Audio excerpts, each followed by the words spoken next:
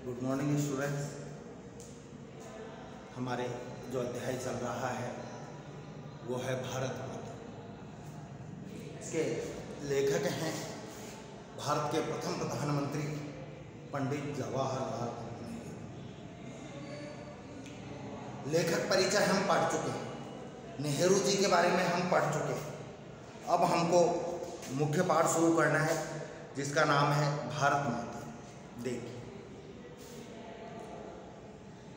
अक्सर जब मैं एक जलसे से दूसरे जलसे में जाता होता, जलसा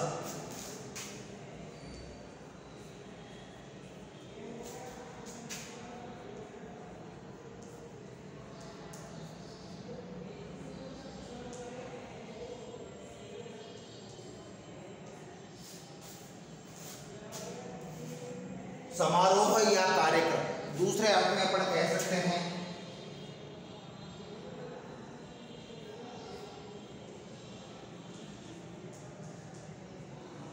चुनावी सभाएं। नेहरू जी राजनेता थे, तो जहाँ चुनाव होने होते थे वहाँ प्रचार करने जाते थे, तो वो चुनावी सभाएं भी जलसा ही था, वो भी एक कार्यक्रम ही था। तो मेरा जाना होता अक्सर लगभग और इस तरह चक्कर काटता रहता होता था। इस तरह मैं पूरे देश में चक्कर काटता था, घूमता था। तो इन जलसों में मैं अपने सुनने वालों से, तो इन कार्यक्रमों में जो मेरे इसको सुनने वाले होते, अपने सुनने वाले होते, मेरे अपने इन सुनने वालों से अपने इस हिंदुस्तान या भारत की चर्चा करता। जो भी लोग मेरे सामने सभाओं में बैठे होते, जलसे या कार्यक्रम में होते, तो मैं उन लोगों से, अपने सुनने वालों से हिंदुस्तान या भारत की चर्चा करता था। हिंदुस्तान या भारत मतलब अपने देश की बात करता था, देश की चर्चा करता था कि हिंदुस्तान क्यों है, ये भारत क्यों है। पाठ परिचय में मैंने बताया था, दुनिया में एकमात्र देश है जो भारत माता कहता है। हम अपनी मातृभूमि को भी, धरती को भी, अपने देश की मिट्टी को भी माँ मानते हैं, माता मानते हैं। तो मैं चर्चा करता काहे की हिंदुस्तान या भारत की। भारत एक संस्कृत शब्द है। आपको मालूम है भारत कैसे बना है?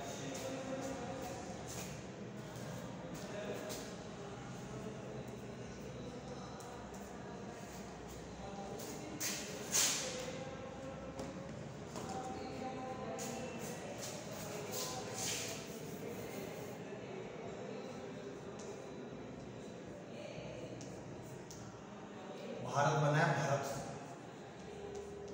भरत नाम का शासक था और वो भारत बना है। भरत कौन था?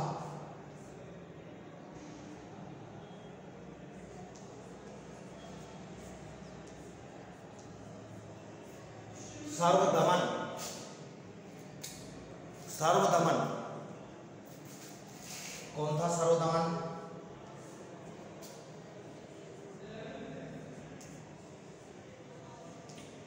दुष्यंत और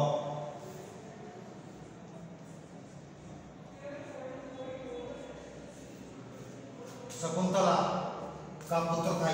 राजा दुष्यंत और शकुंतला का पुत्र था सर्वदमन।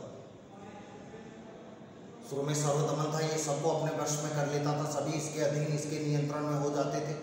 बाद में सर्वदमन ही आगे चलकर इसका नाम भरत हुआ और इसके नाम भरत से इस देश का नाम, जिसने भरत ने जहाँ तक शासन किया वो देश भारत कहलाया।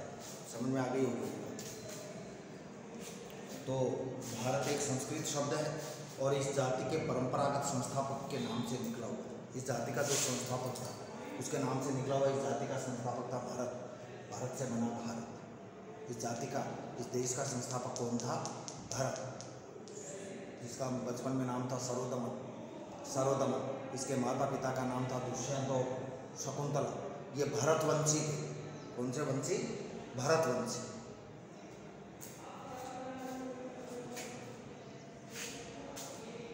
मैं शहरों में ऐसा बहुत कम करता क्योंकि शहर के लोग ज़्यादा देश प्रेमी नहीं होते। होते कम होते हैं गांव वालों की तुलना। मैं शहरों में ऐसा बहुत कम करता क्योंकि वहाँ की सुनने वाले खुद ज़्यादा शहरने थे।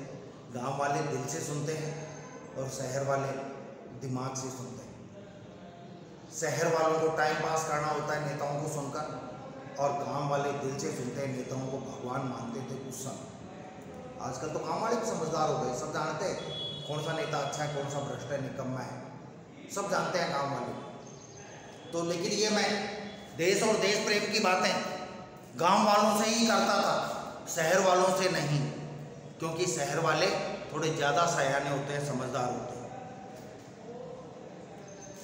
और उन्हें दूसरे किस्म की ग़िज़ा की ज़रूरत थी। यानी जो शहर के लोग थे उनको दूसरी ही ग़िज़ा की ज़रूरत थी, कुछ ग़िज़ा, भोजन, ग़िज़ा यानी भोजन, उन्हें दूसरे प्रकार की भोजन की ज़रूरत थी, दूसरी बातों की आवश्यकता थी शहर वालों को। गांव, खेत खलिहान, देश, आज़ादी, ये बातें गांव वालों को ही अच्छी लगती थी। लेकिन किसानों से, क्योंकि नेहरू जी का साक्षात्कार ज़्यादातर गांव में जाते किसानों से होता, और देख लो बच्चों, पहले भी और आज भी देशभक्त जो कौम है वो किसान है, सबसे देशभक्त। आज भी सीमाओं पर जो सैनिक जाते हैं वो किसानों के बेटे होते हैं, किसी मंत्री के या राजनेता के या किसी RAS IAS ऑफिसर के बेटे नहीं होते। आज भी सीमाओं पर जाते हैं जो किसानों के बेटे होते हैं। तो सच्चे देशभक्त, सच्चे देश प्रेमी किसान हो गए।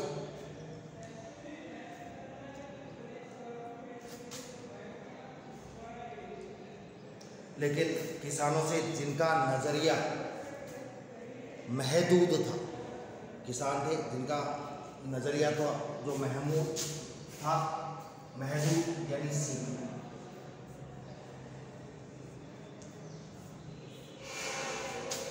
ज़्यादा उनको सोचने समझने की ज़रूरत नहीं थी।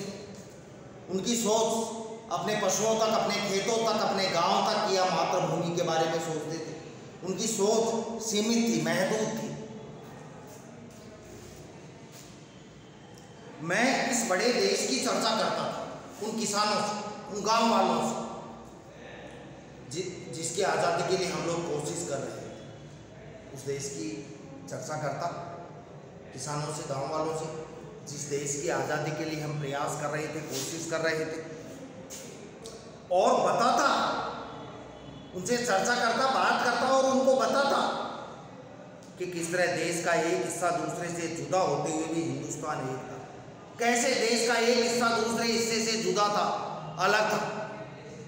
एक उत्तर, एक दक्षिण, दोनों के बीच में बहुत ज़्यादा दूरी, एक पूर्व, एक पश्चिम, इन दोनों के बीच में भी बहुत ज़्यादा दूरी, पूरा अलग अलग था देश, लेकिन फिर भी वैचारिक दृष्टि से एक था। इसीलिए कहा जाता है भारत के बारे में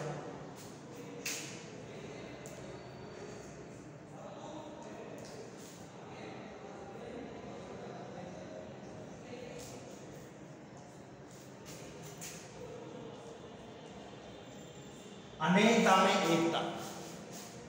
भारत के बारे में बताया जाता है अनेकता में एकता, या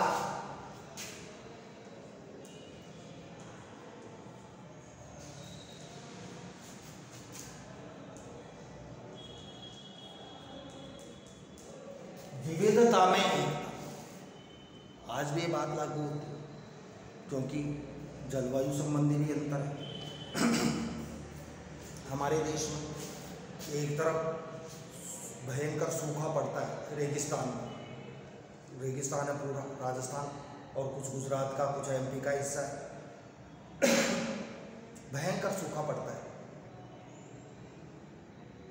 और दूसरी तरफ पूर्व में आसाम, अरुणाचल प्रदेश में एक जगह है चेरापूंजी, जहां दुनिया की सबसे अधिक बारिश होती है। एक ही देश में भयंकर सूखा और दुनिया की सबसे ज्यादा बारिश हो गई। विविधता में अंतर आ गया, फिर भी हम एक तरफ कश्मीर में प्रायः ठंड पड़ती है। गर्मी तो कश्मीर के लोग जानते ही नहीं, यानी कश्मीर में तो अप्रैल मई में भी चादर ओढ़नी पड़ती है, जबकि उत्तर के लोग, कश्मीर हो गए, दक्षिण में चेन्नई तमिलनाडु, यहाँ लोग ये नहीं जानते सर्दी क्या होती है। 12 महीने रजाई जानते ही नहीं है वो क्या होती है, कंबल क्या होता है, गर्म का नहीं जानते। है विविधता, एक तरफ तो भयंकर सर्दी और एक तरफ गर्मी। बच्चों खान पान भी अलग अलग है हमारे देश का। एक तरफ तो गेहूँ, जौ, चना ये खाया जाता है और तेल निकाला जाता है, सरसों, मूंगफली, सोयाबीन, एक तरफ तो ये खाद्य पदार्थ। और दक्षिण में मछली वगैरह मुख्य भोजन है, फल और मछली। ये हालांकि वो खाने लग गए गेहूँ, लेकिन कम है आज, खान पान अलग अलग हो गए।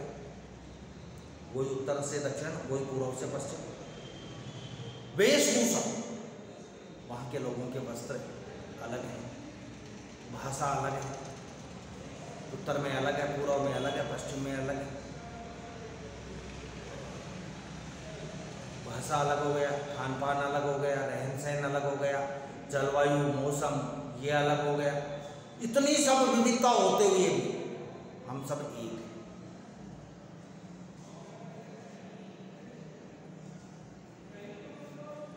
समझ में आ गया कैसे, किस तरह हिंदुस्तान, किस तरह देश का एक हिस्सा दूसरे से जुदा होते हुए, अलग होते हुए हिंदुस्तान एक था। मैं उन मसलों का जिक्र करता हूँ, मामले, बातें, मैटर का जिक्र करता, जो उत्तर से लेकर दक्षिण तक, जो उत्तर भारत से लेकर दक्षिण भारत तक का, दक्षिण यानी दक्षिण, उत्तर से लेकर दक्षिण तक और पूर्व से लेकर पश्चिम तक किसानों के लिए यकसां थे। उत्तर से लेकर पूर्व तक, उत्तर से लेकर दक्षिण तक, पूर्व से लेकर पश्चिम तक, जो किसानों के लिए यकसा थे, यकसा एक जैसे थे। सबकी समस्याएं, चाहे उत्तर का किसान हो, चाहे दक्षिण का हो, चाहे पूर्व का हो, चाहे पश्चिम का हो, सबके लिए एक समान।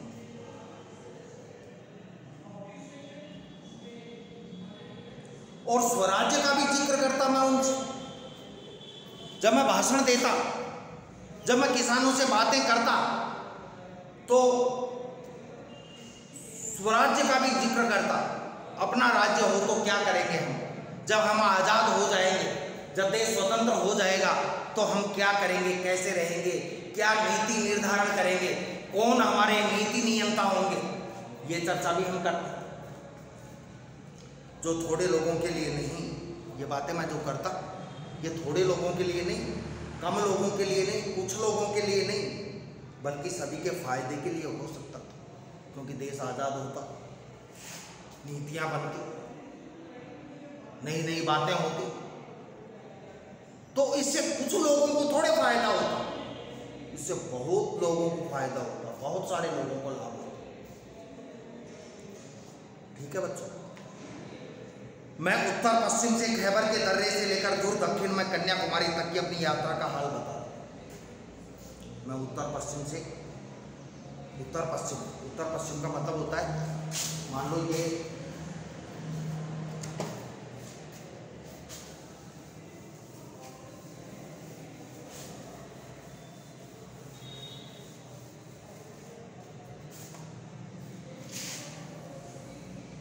भारत का नक्शा है, मान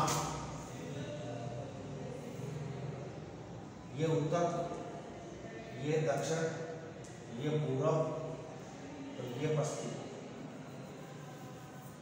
ये पश्चिम और ये पूर्व।